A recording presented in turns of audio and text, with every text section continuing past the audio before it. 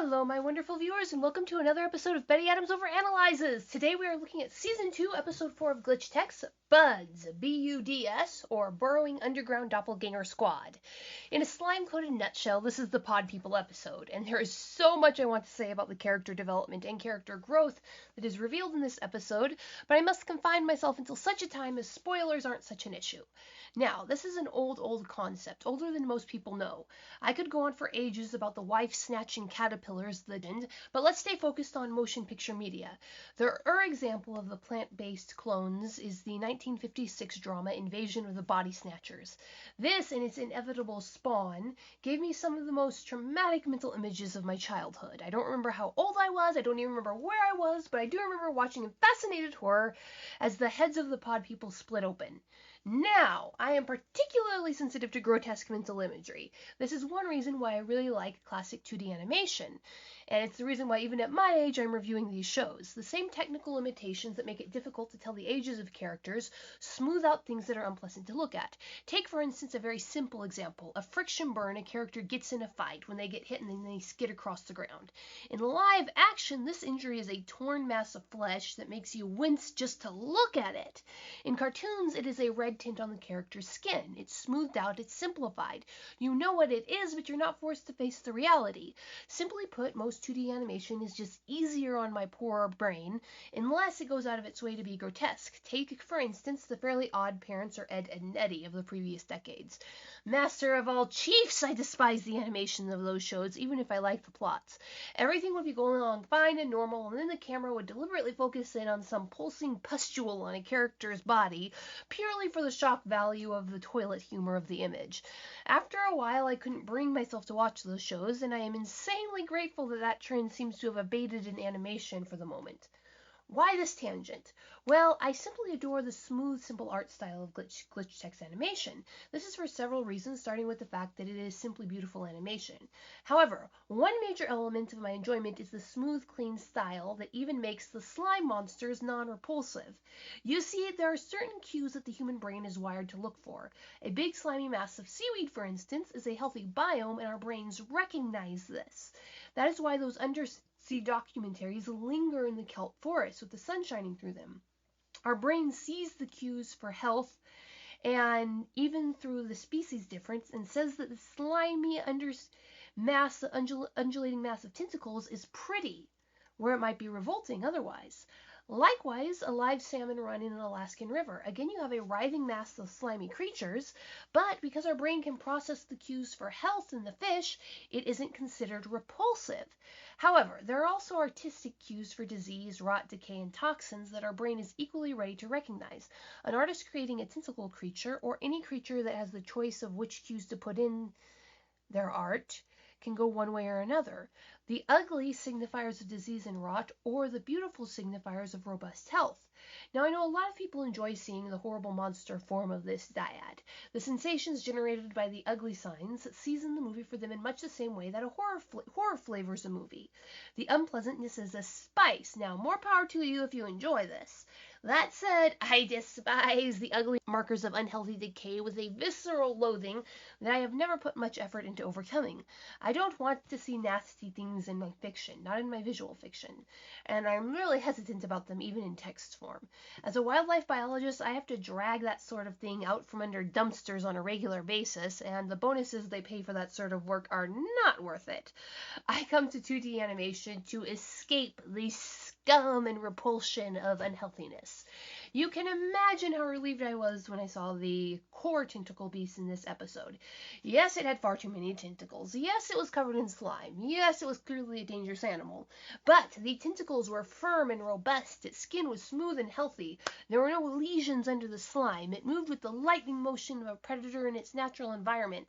The slime was of a certain viscosity that you find in many amphibians and marine invertebrates. It was healthy slime, if that makes sense. The way the slime moved and glistened spoke of health that any herpetologist breeder would be happy to see.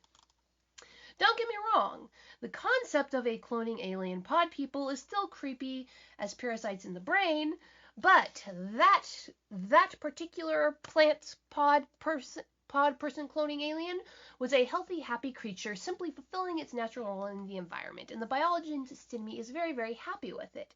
It was not something horrible to look at. While the tiny, traumatized sci-fi fan in me is relieved that the show creators almost entirely avoided the grotesque, it is a matter of almost, because while the creature itself was healthy, and while maybe not normal, definitely a normal one of its species, the clones it was controlling were very, very deliberately not. The creepy, uncanny valley feeling that mounts while Five is coming to the realization of the situation is perfectly done for tension and storytelling.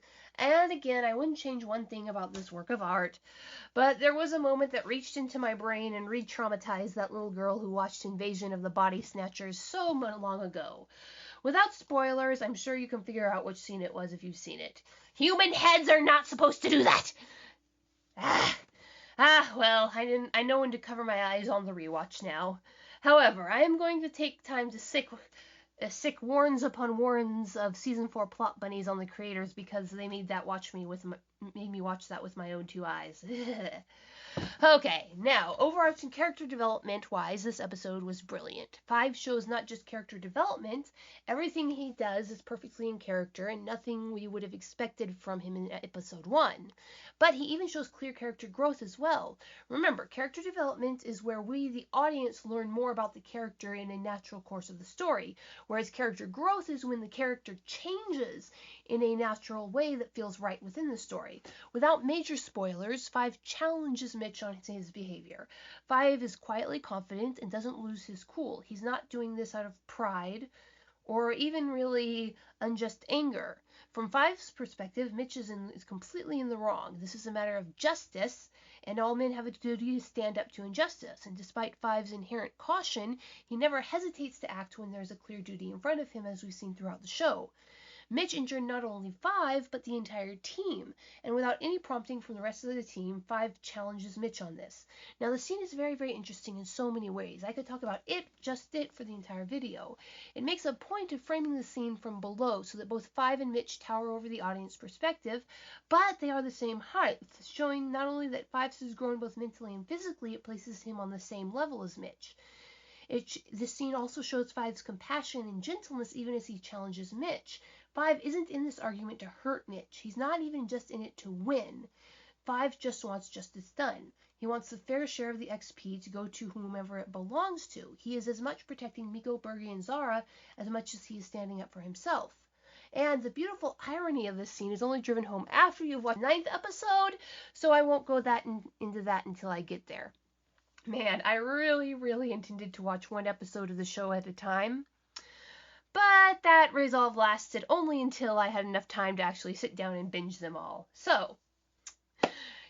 But in this episode, Mitch's reaction is very, very telling when Five challenges him. Mitch doesn't lash out at Five like he did when Five or any other blueberry is clearly in the wrong, when they're just defying orders in the field and putting other people's lives in danger. Mitch has the same cool reaction that he did when Ridley came in with the impossible score, which she assured him was a legitimate score. And the same reaction when Bergie and Five defeated the Tetris Candy Crush theme boss. Mitch, when he has been upstaged by honest skill and courage within the rules of this game he's agreed to play, usually has a reaction of quiet respect, and that's what he shows here. There's only a moment when he is uneasy. But in this moment, it looks like Mitch is accepting that Fives has grown past taking the grief Mitch gives him, and Mitch accepts that. Now, this isn't the reaction, however, of someone who is guilt-ridden. Mitch knows that Fives considered what Mitch did to be wrong. Mitch respects Five for standing up to him for this perceived injustice. However, either Mitch doesn't consider what he did to be wrong, or Mitch has a justification for his behavior that soothes his conscience on the matter. But one episode at a time. Now, the majority of the pod people plot goes according to trope and in character, with the characters getting a chance to expose each individual character's flaws. Fives is naive, which now that I type it out, I realize sounds a lot like Nieves. I think I'm pronouncing his name right, which is a funny coincidence. Anyway, Five's naivety and his personal pride blind him to the reality of the situation. He is still from challenging the highest-ranking glitch tech on his team successfully, and he takes any criticism of Mitch's sudden change in behavior as an attack on his own persuasion skills, showing that even if he has grown and matured, he still has a childish pride that causes a problem with his perception. Me-K.O is suspicious of Mitch's changing behavior, but this is primarily, if only because of her hypocritical dislike of Mitch. She is so focused on being right that she literally allows herself to be captured just so she can gloat about being justified in blindly distrusting Mitch. Even Mitch himself gets a chance to show his vulnerability and his need for approval and praise that he hides away as a weakness.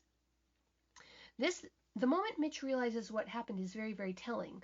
The thought that something else that had control of his body horrifies him on a level that seems to go just beyond pride. It's a little too intense.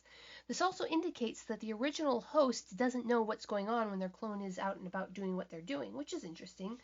Mitch is genuinely horrified at the concept of being out of control of himself. Then there is the rough reintegration into the team. Mitch does appear to learn his lesson, and the team does appear to accept him, but must to wait until he has a chance to prove himself willing to simply contribute as a team player and not control the situation as the alpha leader, as it were. This was a very well done, and I think what I like best about the episode is that the show doesn't make pod people in the pod people episode. Hear me out. There is a temptation, if you think a character needs a redemption arc as a creator, to not so much redeem them, but reform them, to change them, to take this bristly human with all their individuality and smooth them down into a calm, sweet, generically kind, domesticated character. Even if this happens over time and not all at once, it is kind of jarring because that's not who the person was. Not everybody is sweet smiles and sunshine. However, at the end of this episode, Mitch Williams is still Mitch Williams. He has come to terms with the fact that Five and the others won't be pushed around anymore and respects that.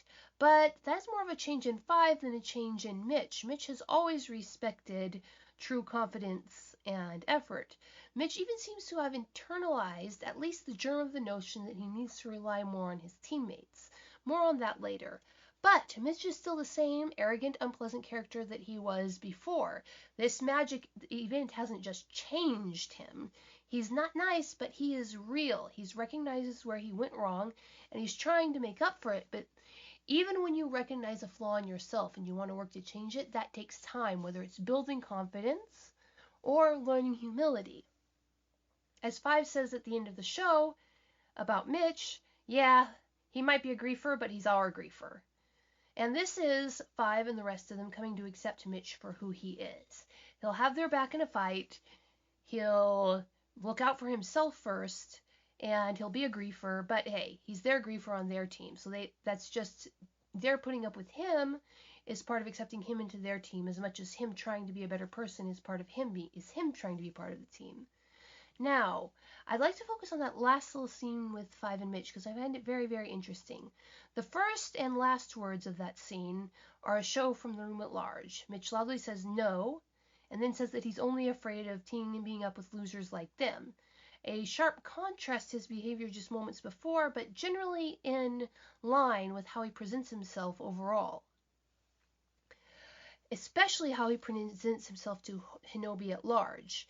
It is a show of the kind that you see him putting on when he opens up his stream in the what was it, Tweaker stream? A much younger Mitch has a certain tone of voice and a certain set of behavior when he is presenting himself. A certain tone of voice and set of behaviors that goes away once he actually starts talking about what he's passionate about, the games, once he starts teaching people. At the beginning of that clip where we see Mitch's tweaker feed, Mitch is awkward and has a certain cadence to his voice that shows that he's rehearsing a script, that he's giving a script that he's rehearsed. But when he's teaching, his voice flows into a much more natural pattern. That's the pattern we see when he's teaching the blueberries, when he's actually showing Five and Me-K.O how to do things as a glitch tech. But when he says that beginning and ending phrase in this scene, going back to today's episode, he says it in a completely different tone than what he says in the middle. In the middle, he leans forward and whispers to Five so only Five can hear at the same time that Mitch is messing with the gauntlets. Note that. Mitch says, "You were right." That's two completely different beats. The words that sandwich that phrase and the "you were right" phrase. And for the life of me, Mitch looked sincere when he told Five that he was right. Now, presumably, what Mitch was referring to was what Five said about Mitch being afraid to trust the team and not accepting help. And this does seem to mark a change in Mitch's behavior towards Five for the rest of the season, and somewhat towards the rest of the team. Now, in the following episodes, Mitch does seem to be working more with Fives and Me-K.O especially. Now, I will go into this a lot deeper in a separate video. Right now, I'm just talking about this one episode. But I do think that this is the turning point in Mitch's relationship with Five, where Mitch goes from seeing Five as inexperienced and weak enough to be a liability, to seeing Five, if not as an equal, as Five being on the same playing field as him, and as Five's no longer being a liability in a fight, but being an asset. Now, there is so much more I want to say about this, but it is all in relation to future episodes, and I'm already at 15 minutes, so I'm going to end here. So, what do you think, my wonderful viewers? Is this the episode where Five earned Mitch's respect? Leave a like if you agree, and leave a comment telling me what was your first fandom experience of the Pod Person episode, and how traumatizing were you exactly? Check out the links below to find my heartbreaking book, Dying Embers. Hit that subscribe button, and peace out, my wonderful viewers.